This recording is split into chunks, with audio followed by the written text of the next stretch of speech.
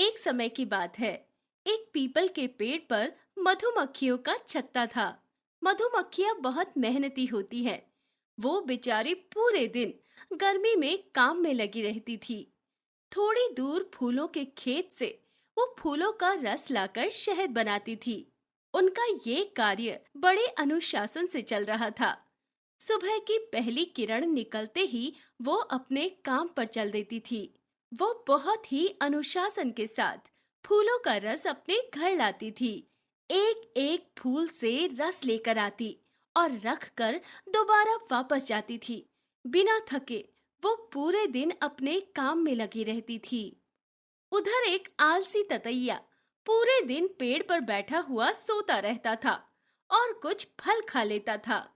वो अपनी जिंदगी की परवाह ना करते हुए आराम से जीता था। उसे दिन भर काम करने वाली मधुमक्खियों पर दया आती थी।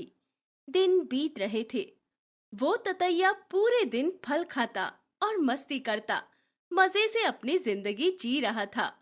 जब मधुमक्खियां मेहनत से अपना काम कर रही थी और शहद बना रही थी, तब एक दिन एक मधुमक्खी फूलों में से रस निकाल रही थी। तभी वो अचानक गिर गई। मधुमक्खी की मदद करने की बजाय ततैया उस पर हंसने लगा। तब मधुमक्खी ने कहा, आप मुझे उठाकर मेरे घर तक पहुंचाने में मेरी मदद कीजिए। मुझसे उठा नहीं जा रहा। आप मेरी मदद कर दीजिए।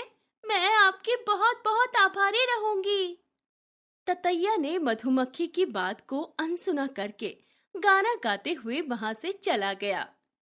मधुमक्खी बेचारी धीरे धीरे उठकर खुद से ही अपने घर जाने लगी। तभी ततैया वहां आकर बोला, ए मधुमक्खी, तुम इतना काम क्यों करती हो? थोड़ा आराम भी कर लिया करो। क्यों ये सब काम करने में वक्त गंवा रही हो? मधुमक्खी ने अपनी गर्दन घुमा ली और अपने घर की तरफ चल दी। तभी ततैया बहुत जोर से हंसा। तुम बड़ी बेवकूफ मधुमक्खी हो। आओ, ये सब काम छोड़कर मेरे साथ नाचो, गाओ। सब काम छोड़कर गर्मी का थोड़ा सा मजा ले लो।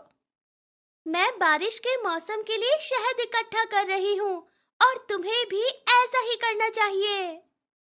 बारिश की चिंता इतनी क्यों करनी है? अभी तो हमारे पास बहुत सारा खाना है और अभी बारिश के लिए बहुत वक्त है। मधुमक्खी को समझ आ गया कि वो क्या कर रहा है, इसलिए मधुमक्खी अपने काम पर निकल गई और इधर ततैया पूरे दिन अपने नाच गाने में ही व्यस्त रहता। अपने खाने की तैयारी करने की बजाय वो नाचने गाने और खेलने कूदने में लगा रहा। ये गर्मी के दिन अब ज्यादा दिन नहीं है। बहुत जल्दी बारिश और सर्दी का मौसम आने वाला है। ये तो वो भूल ही गया था। जल्दी ही गर्मी का मौसम बारिश में बदल गया और बारिश के बाद सर्दी का मौसम आया। दिन छोटा था और रात बहुत बड़ी और अंधेरी थी। हर तरफ भयानक सर्दी और बर्फ गिरनी शुरू हो गई थी। वो खुद को सूखे पत्ते से ढककर सर्दी से बचने लगा, परंतु हवा जोर से आने पर उसे ठंड लग गई थी। उसे खाने के लिए कुछ नहीं मिलता था। उसने सोचा, अगर वो भूखा रहा तो जल्दी ही मर जाएगा। वो कमजोर होने लगा। उसे समझ आ गया था कि मधुमक्खियां सही थी। उसे भी अपने खाने की तैयारी कर लेनी चाहिए थी। ततैया बहुत भूखा था।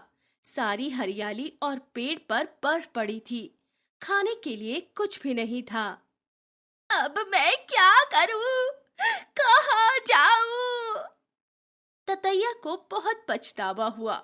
इस बार की सर्दी हर बार से बुरी होगी, ये तो ततैया ने सोचा ही नहीं था। तभी उसने देखा कि मधुमक्खियां अपना गर्मियों में इकट्ठा किया हुआ शहद पी रही हैं और आनंद ले रही हैं। मैं मधुमक्खियों के पास जाता हूँ, शायद मुझे कुछ खाने को मिल जाए।